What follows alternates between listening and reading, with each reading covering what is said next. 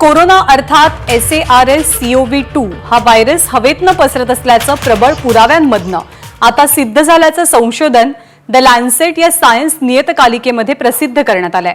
शुक्रवारी प्रसिद्ध झालेल्या संशोधनात सांगण्यात आलंय की कोरोना हा हवेतनं पसरतोय आणि त्याचे सातत्यानं पुरावे संशोधकांना मिळू लागलेत। द लॅन्सेट आपल्या अहवालामध्ये असं म्हणतंय की कोरोना हवेतनं पसरत आहे आणि कोरोना हवेतून पसरत असल्याचा दावा जरी याआधी करण्यात आलेला असला तरी आता त्याचे सबळ पुरावे सुद्धा सापडलेत। हवेतून कोरोना कसा पसरतो, कोरोना बाधिताच्या संपर्कामध्ये आल्याशिवाय सुद्धा हवेतनं कोरोनाचं संक्रमण निरोगी व्यक्तीलाही होऊ शकतं का, त्याचा धोका किती आहे, या सगळ्या प्रश्नांवरती आपण चर्चा करूयात ICMRचे माजी शास्त्रज्ञ डॉक्टर रमण गंगाखेडकर सर यांच्यासोबत। गंगाखेडकर सर नमस्कार, आपलं स्वागत आहे ABP माझामध्ये।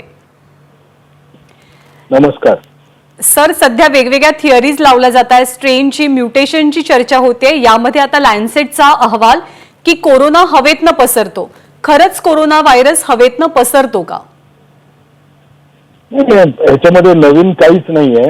आपणही मागे जेव्हा आपण म्हणत होतो ड्रॉपलेट इन्फेक्शन आहे आणि दुसरी बाब म्हणायचो एरोसॉल सुद्धा जनरेट होतात। एरोसॉल म्हणजे काय असतो, तो हवेतनं येणारा विषाणू। आपण त्यावेळेला आपण काय म्हणायचो की हे जनरली हॉस्पिटल्स मध्ये, ऑपरेशन थिएटर्स मध्ये किंवा इंटेन्सिव्ह केअर युनिट्स मध्ये जर काही प्रोसिजर्स जर केली तर त्याच्यामध्ये एरोसॉल जनरेट होतो। एरोसॉल म्हणजे हवेमधल्या माध्यमांमध्ये सुद्धा या विषाणूचे छोट्या पार्टिकल साईजचे हे बरोबर हा बाहेर निघत असतो। ह्याच्यात नवीन काहीच नाहीये। आपण एक लक्षात ठेवलं पाहिजे, पॅनिक व्हायचं नाहीये। जे जुनं आहे तेच आहे, फक्त आता त्यांचं जे म्हणणं आहे की सरफेस ट्रान्समिशन हे फार कमी होतं, याला पुरावे भक्कम मिळायला लागलेले आहेत। म्हणजे आपण जे सध्या करतोय की दूध आणलं, दुधाची पिशवी ते धुण्यामध्ये आपण वेळ घालवतो, त्याला आपण डिकंटॅमिनेट कसं करणार, याचं महत्व कमी होत असल्याचं त्यांनी निदर्शनाला आणलंय। हा संशोधनाचा भाग नाही, हे अनेक संशोधनांचे पुरावे हाती घेऊन त्यांनी ही एक थिअरी मांडलेली आहे। ही काही फार नवीन किंवा फार वेगळी थिअरी नाही। आता यांचं जे म्हणणं आहे की आपण आता सध्या एरोसॉलमुळे जे जनरेट होतोय म्हणून म्हणतो ते घरामध्ये सुद्धा दिसतंय, हे सत्य आहे की आपण घरामध्ये जर व्हेंटिलेशन नसलं, एखादी बाधित व्यक्ती जर असली, त्या व्यक्तीनी दोघांनी मास्क घातलेला नसला, म्हणजे इतर व्यक्ती घरातल्या आणि ती व्यक्ती स्वतः, आणि त्यांच्या माध्यमातून हा विषाणू पसरणं हे तर सगळ्याला माहिती आहे। यामध्ये आपण काही नवीन म्हणतच नाही। आपण म्हणतो की एखाद्या व्यक्तीला लक्षण आलं तर आपण त्या व्यक्तीला आयसोलेट करणं, इव्हन घरामध्ये टेस्टचा रिपोर्ट येईपर्यंत आयसोलेट करणं हे जरुरी पडतं। जिथं जिथं घरं लहान असतील तिथं आपण म्हणतो त्यांनी CCC मध्ये जावं आणि CCC मध्ये ऍडमिट व्हावं। हे जे इश्यूज आहेत हे जुने नाही आहेत। फक्त आताच्या घडीला काय होईल की या विषयाला आपण फार जास्त हे दिला तर यामध्ये पॅनिक सेट व्हायची भयंकर भीती राहणार आहे की हा हवेतून येतो म्हणजे मग मी काय करायचं। आपण एक लक्षात ठेवलं पाहिजे की ते हवेतनं येवो किंवा तो ड्रॉपलेट इन्फेक्शन म्हणून खोकल्यातनं किंवा थुंकीतनं असा जो येण्याची जी काय शक्यता असेल, या सगळ्याच्या विरुद्ध मास्क हा सर्वोत्तम उपाय। कुठल्याही व्यक्तीला कुठलं लक्षण वाटलं तर त्यांनी जोपर्यंत RT-PCR ची टेस्ट जी निगेटिव्ह येत नाही तोपर्यंत स्वतःला आयसोलेट करून घेणं। जी व्यक्ती अशा आयसोलेटेड व्यक्तीशी संपर्कामध्ये येत असेल त्या व्यक्तीने मास्क घालून, दोघांनी मास्क घालूनच एकमेकाच्या संपर्कात यावं। असं जर हे हवेमधनं पसरणारा आजार असला असता तर म्हणजे ज्या प्रकारे आपल्याला सर्वसामान्य लोकांना जो वाटतो त्या प्रकारचा असला असता तर तो तुम्हाला एक्सपोजरची जरुरीच लागणार नाही। मग तो कोणालाही होऊ शकेल। मी घरात जरी बसलो तरी मला हवेतनं लागू शकेल, असा जर लोकांनी विचार केला तर ते चुकीचं राहू शकेल। म्हणून हे शास्त्र आहे। अनफॉर्च्युनेटली काय झालंय की शास्त्रामध्ये डिबेट्स खूप होत असतात सायन्समध्ये। आता काय झालंय की ह्या पॅनिक मध्ये सगळे लोक सगळे पेपर्स वाचतात आणि त्याचा आपल्या दृष्टीने जो अर्थ आपल्याला पटतो तो काढायचा प्रयत्न करतात। लोकांनी उगाच पॅनिक होऊ नये, पण घरामधल्या बाबींकडे दुसऱ्याला आपल्याला जोखीमेत टाकायचं नाही. यासाठी आपण कोरोना अप्रोप्रिएट बिहेवियरचं पालन कसं करू हे बघितलं पाहिजे. जी व्यक्ती घराच्या बाहेर जाते, सध्या कोरोनाचा उद्रेक चालू आहे, त्या व्यक्तीला जिला पैसे कमवायसाठी बाहेर जावं लागेल किंवा नोकरीसाठी, त्या व्यक्तीने घरी आल्यानंतर एकत्र बसून जेवू नये. आपण आपलं वेगळं जेवावं, कारण कोणीच त्यावेळेला जेवताना मास्क घालत नसतं. हे साधे प्रिकॉशन. आपल्या घरामध्ये खिडक्या असतील तर खिडक्या उघडून ठेवाव्या, म्हणजे त्यामधनं हवा जी असते खेळत राहिली तर अशी लागण होण्याची शक्यता तितकीच त्या मानाने कमी होते. हे आपण मनामध्ये ठेवणं जरुरी आहे. आपण मनामध्ये एक विचार करा की आज आपण म्हणतो की जसं पुणे, मुंबई इथं खूप जास्त उद्रेक झालेला आहे, पण जर खरोखर ज्या प्रकारे तुम्ही विचार करताय की हवेतनं पसरतोय, तर मग तर तिथे करोडो लोकांना लागण झाल्याचं आपल्याला दिसलं असतं. असाही इश्यू नसतो. त्याला किती लॉंगर एक्सपोजर झालं हा महत्वाचा इश्यू असतो. त्या व्यक्तीच्या ज्या काय खोकल्यामध्ये किंवा श्वासामध्ये हा विषाणू येणार असेल त्याचं किती प्रमाण किती आहे त्यावर अवलंबून असतं. आणि या बाबीबद्दल आपण फार जास्त चर्चा लोकांमध्ये जर केली तर मला एका गोष्टीची फार भीती वाटते की लोक कदाचित एखादा कोविड झालेला पेशंट जर असेल त्याला आपण होम आयसोलेशन केलं तरी चालेल असं जे म्हणतो ते त्याला घरात घेणार नाही, त्याला घराच्या बाहेर टाकतील. ही बाब काही चांगली राहणार नाही. इतकी जोखीम नसते. तुम्ही अजूनही पाहत असाल घरामध्ये एखाद्या कुटुंबामध्ये जेव्हा पसरतो तर सगळेच्या सगळे इन्फेक्ट होतात, हे दिसण्याचं प्रमाण त्या मानाने खूप कमी असतं. आपल्याला दिसतं एखाद्या व्यक्तीला होतो, एखाद्या व्यक्तीला होत नाही. तर मला असं वाटत नाही की ह्याचे आपण खूप घाबरून जाऊन यामधनं काही करावं. पण प्रिकॉशन्स कुठं पाळायचे आहेत, घरामध्ये असताना सुद्धा प्रिकॉशन पाळाव्या लागतील. घरामध्ये जे पूर्वी आपण करत होतो की भाजी आणली दूधच बसले किंवा दूध आणलं त्याला दूध बसले, हा प्रकार फार करण्याची जरुरी नाही. एवढा पॉझिटिव्ह मेसेज आपण द्यावा. सर, तुम्ही खूप छान पद्धतीनं समजावून सांगितलेत. अनेक गैरसमज सुद्धा सगळ्यांच्या मनातनं दूर झाले असतील याबद्दल मी शुअर आहे. पण सुरुवातीच्या काळामध्ये एक थिअरी आली होती की ह्याच हवेतनं कोरोना पसरण्याच्या बाबतीत की एखादी व्यक्ती जर का शिंकली तर स्वाभाविकपणे आपण शिंकलो किंवा खोकलो तर ते ड्रॉपलेट्स सरफेसवरती जातात, म्हणजे त्या दिशेनं ते खाली सरकतात.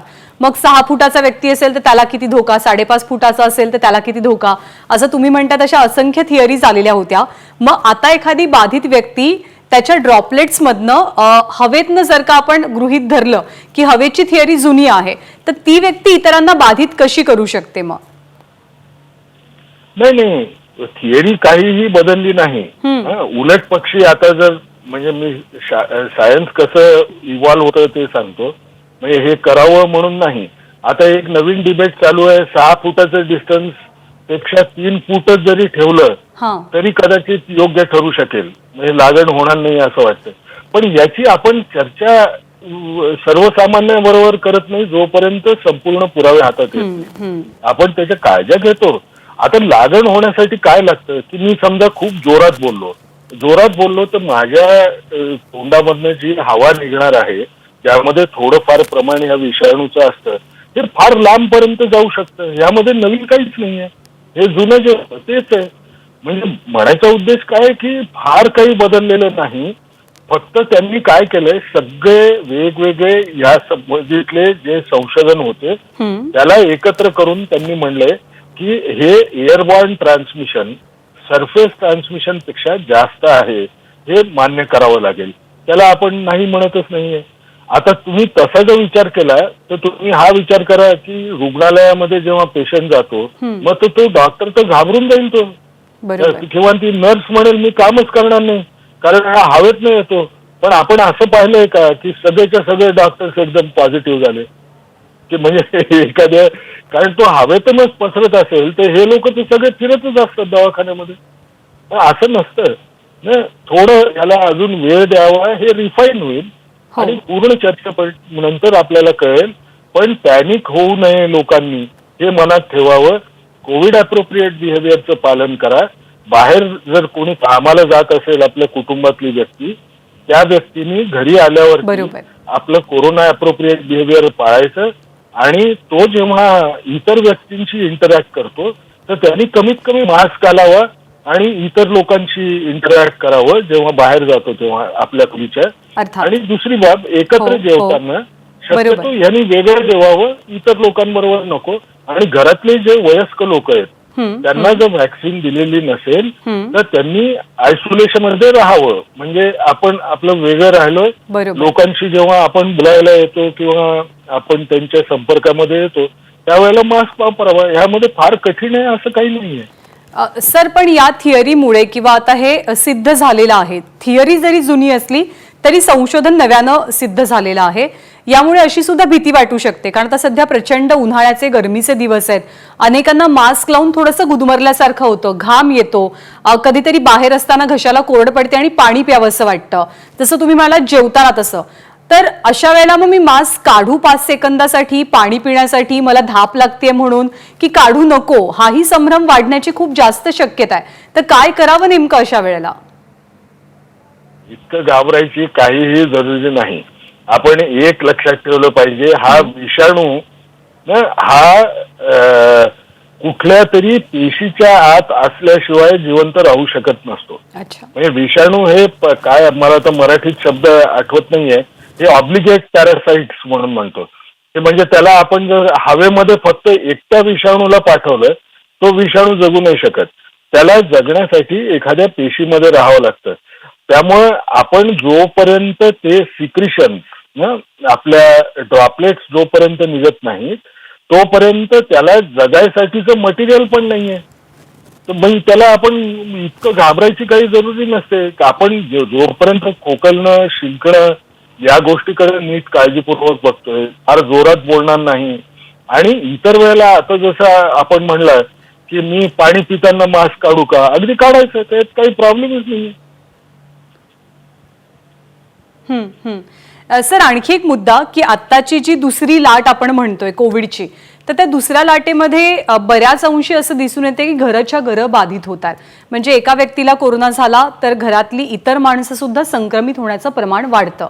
तर हे नेमकं कशामुळे वाढतंय? म्हणजे लोक मधल्या काळामध्ये थोडेसे रिलॅक्स झाले त्यामुळेही वाढतंय, बेफिक्री अजूनही कायम आहे म्हणून हे वाढतंय, की काही बदल झालेत कोरोना व्हायरसमुळे, कोरोना व्हायरसमध्ये? नाही, मला वाटतं अजूनही त्या व्हेरियंटला दोष देऊ नका. आपण स्वतः काळजी बाळगणं हे कमी केलंय आणि तो मोठा फॅक्टर आहे हे आपण लक्षात ठेवलं पाहिजे. दुसरी बाब, घरामध्ये सगळ्या लोकांना का लागण होतीये? कारण अनेक लोक हा विचार करतायत, समजा आजार झाला, समजा लक्षण एखादं दिसलं तर तो लगेच दाखवायला जातोय का की RT-PCR माझा करावा, तो जात नाही. तो विचार करतो 1-2 दिवस बघू, काय साधं ताप 99 होता, 98 पॉईंट काहीतरी होता, मी कशासाठी लगेच दाखवायचं, 1-2 दिवस वाट बघू. पण जर आपण हे लक्षात ठेवलं पाहिजे की जर आपण ते अंगावर काढणार आहे तर कमीत कमी स्वतःला आयसोलेट करून घेणं हे जरुरीचं आहे, तुम्ही ठरवायच्या आधी. पण त्याचंही पालन करायचं नाही. म्हणजे मला लागण झाल्याची शंका असू शकते, पण मी कुटुंबामध्ये मात्र फिरत राहणार, त्यांच्यामध्ये मात्र मी कोविड अप्रोप्रिएट बिहेवियर पालन नाही करणार. परिणाम काय होईल? घरातल्या सगळ्यांना आपण एक्सपोज करायला नको. कारण घरामध्ये व्हेंटिलेशन कमी असतं. आपल्याला जे खिडक्या ज्या एकमेकाच्या समोर असणं जरुरीचं आहे हे प्रत्येक ठिकाणी नसतं. सेफ डिस्टन्स ठेवणं हे सुद्धा तितकं शक्य नसतं. म्हणून कमीत कमी मास्कचा वापर, कुठलंही लक्षण असेल आपल्याला झालं आणि असं वाटतंय की ते कदाचित कोविडचं असावं आणि मी आज जाऊ इच्छित नाही कारण मला वाटतं हे काहीच नाहीये, साधी बाब आहे, तर कमीत कमी मास्क वापरा. पण लवकरात लवकर तुम्ही जर तपासायला गेला तर तुमचं निदान लवकर होईल आणि सगळ्यांना तुमच्याकडनं इन्फेक्शन लागायची शक्यता ही कमी होऊ शकते. आपण नेहमी एक गोष्ट लक्षात ठेवायची की कोरोनाची लागण, समजा माझ्या शरीरात कोरोना गेला आणि मला ताप आला, त्या ताप येण्याच्या 2 दिवस आधी आणि 2 दिवस नंतर ताप आल्यानंतर ही लागण होण्याची शक्यता जर आपण कव्हर केली, जवळजवळ 80% आपण हे थांबवण्यामध्ये यशस्वी ठरू शकू. त्यामधली साधारणपणे 40% शक्यता जेव्हा मला लक्षण दिसलं, ते लक्षण दिसल्यानंतर 2 दिवसात असते, तर आपण लक्षण दिसल्याबरोबर RT-PCR करावा आणि रिपोर्ट येईपर्यंत स्वतःला आयसोलेट करावं. सगळ्या घरांना लागण होणार नाही, घरातल्या व्यक्तींना. अर्थात हा खूप मोलाचा सल्ला सर तुम्ही दिलाय. अजूनही लोकांमध्ये भीती आहे, लोक थोडेसे बेफिकीर आहेत म्हणून ते टेस्ट करायला जात नाही आणि त्याचे परिणाम त्यांच्यासह अनेकांनाही भोगावे लागतात. आत्ता आपण दुसऱ्या लाटेचा सामना करतोय, पण देशातली गेल्या काही दिवसातली परिस्थिती पाहता हे संकट आणखी किती गंभीर होऊ शकतं. कारण आपल्याकडे कुंभमेळ्याचं आयोजन करण्यात आलं, आपल्याकडे इलेक्शन सर्रासपणे सुरू होते, कुठलीही राज्य त्याला अपवाद नव्हती. लोकांची बेफिकिरी कमालीची टोकाला पोहोचलेली होती की कोरोना नाहीच आहे अशा विश्वामध्ये आपण वावरू लागलो होतो. त्यामुळे हे संकट आता आपण कुठल्या दिशेनं चाललोय, दररोज जवळपास 2 लाखांपेक्षा अधिक रुग्णांची नोंद, किती गडद होतंय हे संकट. नाही, संकट तर आहे. मला एक गोष्ट पहिले कळते की प्रत्येकाने हे ऍक्सेप्ट केलं पाहिजे ना की आपल्याकडे कोरोनाची लाट तीव्र गतीने चालू आहे. आपण त्याला ऍक्सेप्ट नाही केलं तर आपण अनेक डिफेन्सिव्ह चुकीच्या गोष्टींवर विश्वास ठेवायला लागतो. सत्य हे आहे हा आता किती दिवस वाढणार, तो किती दिवस वाढू शकतो हे सांगता येणं कठीण असतं. पण सर्वसाधारणपणे एकदा लाट सुरू झाली तर साधारणपणे ती 2-1 महिने चालण्याची शक्यता असते. परंतु आपण दोन्ही गोष्टी करायला लागलो. एक गोष्ट आपण पाहिलं की आपण एक कॅलिब्रेटेड लॉकडाऊन लावतोय की त्यामुळं लोकांची संख्या वाढू नये, लोक बाहेर जास्त फिरू नये आणि त्यामुळे त्यांना लागण होणार नाही म्हणून संख्येवर थोडं तरी नियंत्रण येईल. दुसरी गोष्ट आपण करतोय, लोकांना अपीलही करतोय की तुम्ही स्वतःची काळजी घेणं फार जरुरीचं आहे. आता जर सगळ्या 95% लोकांनी समाजातल्या जर हे ठरवलं की पुढचे 15 दिवस मी कोविड अप्रोप्रिएट बिहेवियरचं पालन नीट नित्य नियमाने करेल, तर मला एका गोष्टीची खात्री आहे, 15 दिवसामध्ये तुम्हाला ही लागण हळूहळू कमी होत असल्याचं सुद्धा दिसून येणार आहे. म्हणून तुम्ही त्याकडे बघू नका की ही केव्हा कमी होणार. कमी करायसाठी काय करावं लागेल, मला कोविड अप्रोप्रिएट बिहेवियरचं पालन करावं लागेल. मी पालन केलं तर माझ्या घरातले लोक, इतर लोकही पालन करतील कारण ते माझं ऐकतात. मी पालन केलं तर मी माझ्या मित्रांना सांगू शकतो, अरे तुम्ही पण हे पालन केलं पाहिजे. ही जी साखळी असते, तुम्ही स्वतः सुद्धा ओपिनियन लीडर आहात, तुम्ही तुमच्या घराचे सेनापती आहात, तुम्ही तुमच्या समाजामध्ये लढणारे व्यक्ती आहात. ही जाणीव प्रत्येकाने स्वतःच्या मनात ठेवली पाहिजे आणि पुढे निघायचा प्रयत्न केला पाहिजे. सर, महाराष्ट्रात हा धोका खूप मोठ्या प्रमाणात वाढलेला आहे. महाराष्ट्रात संख्या इतक्या मोठ्या प्रमाणात वाढण्याचं कारण नेमकं काय? फार वेगळं आहे महाराष्ट्र किंवा दुसरे राज्य काही वेगळे आहेत असं नाही. लोकांनी हे म्हणणं की महाराष्ट्रामध्येच लोकांनी कोविड अप्रोप्रिएट बिहेवियर पालन नाही केलं, हेही बरोबर नाही. सत्य हे महाराष्ट्रामध्ये हेल्थकेअर इन्फ्रास्ट्रक्चर चांगलं आहे. आपल्याकडे निदान करण्यासाठीच्या ज्या काही आपल्याला लॅबोरेटरीज लागतात, दवाखाने जे असतात, लोकांमध्ये उलट अवेअरनेस जास्त आहे की मला याचं लक्षण आलं तर कोणतं लक्षण कोविडचं आहे, ते स्वतःहून लोक पुढे येऊ शकतात, ते स्वतः टेस्ट करू शकतात. आणि सगळ्यात महत्वाचं, आपल्याकडे डॉक्टर्स हे ट्रेन चांगले डॉक्टर्स आहेत, परिणाम आपल्याकडे लवकर निदान होतं म्हणून संख्या जास्त दिसते. आता हे इतरत्र होतं का, हे इतरत्र असण्याची शक्यता कमी, कारण भारतामध्ये केरळाच्या नंतर जर कुठलं हेल्थ इन्फ्रास्ट्रक्चर चांगलं असेल तर महाराष्ट्राचं आहे. त्यामुळे ही संख्या वाढते, हे आपण मान्य केलं पाहिजे. जसं आपण म्हणतो आता की आपण पुण्यामध्ये इन्फेक्शन खूप वाढतंय, पण एखाद्या बाजूच्या 50 किलोमीटरच्या खेड्यामध्ये ते इन्फेक्शन आहे का याचा पुरावा आपल्याला दिसणार नाही, कारण तिथं टेस्ट करायला त्याला जर ऍक्सेस नसला तर त्या गावाच्या रिपोर्टवरती आपल्याला काय दिसेल, कोणालाच कोरोना झालेला नाही. म्हणून शेवटी हेल्थकेअर इन्फ्रास्ट्रक्चर, त्या लोकांना टेस्ट करण्याची काय संधी मिळू शकते, डॉक्टरशी बोलण्याची काय संधी मिळू शकते आणि हॉस्पिटल्स किती चांगली आहेत यावरती हे नंबर असतात. म्हणून त्या नंबरला घाबरू नका किंवा हे समजू नका की महाराष्ट्रामध्ये काहीतरी वेगळीच गडबड चालू आहे.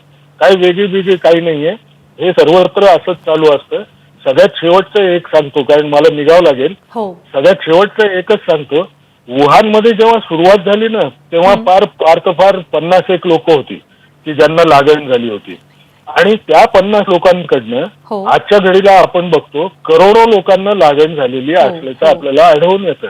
त्यामुळे हे समजू नये की महाराष्ट्रामध्येच आग लागलेली आहे, महाराष्ट्रातच लोकांची संख्या जास्त आहे, ती इतरत्र नाही, हे प्रूव्ह करावं लागेल जर लोकांना करायचं असेल तर.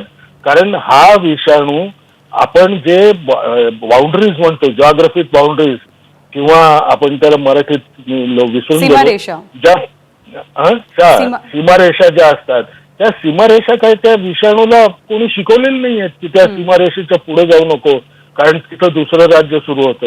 हा कुठेही पसरू शकतो. त्यामुळे आणि पहिली वेळ होऊन गेल्यावरती तर म्हणजे हा मनातनं विचार करायचा की हा फक्त महाराष्ट्रामध्ये होतोय, कारण सगळीकडे याची बीज प्रत्येक राज्यामध्ये पहिलेपासून बरोबर आहे. आता जमा झालेली आहे. त्याचा विचार करू नका, पण हे आलंय हे मान्य करा, ऍक्सेप्ट करा आणि प्रत्येकाने कोविड अप्रोप्रिएट बिहेवियरचं पालन, 45 वर्षाच्या पेक्षा मोठा असला तर त्यांनी व्हॅक्सिन घेणं आणि सर्वांना समाजामध्ये सांगत सुटणं की हे करणं फार गरजेचं आहे, बरोबर. हे आपण मनात ठेवावं. अर्थात स्वयंशिस्त खूप गरजेची, नियमांचं पालन करणं गरजेचं आणि तरच आपण राज्याला किंवा देशाला सुद्धा कोरोनाच्या संकटातनं वाचवू शकतो. सर, मनापासून आभार आपले सविस्तर वेळ दिल्याबद्दल. आणि यानंतर या विशेष कार्यक्रमात इथेच थांबूया. ताज्या बातम्यांसाठी पाहत रहा एबीपी माझा. एबीपी माझा, उघडा डोळे बघा नीट.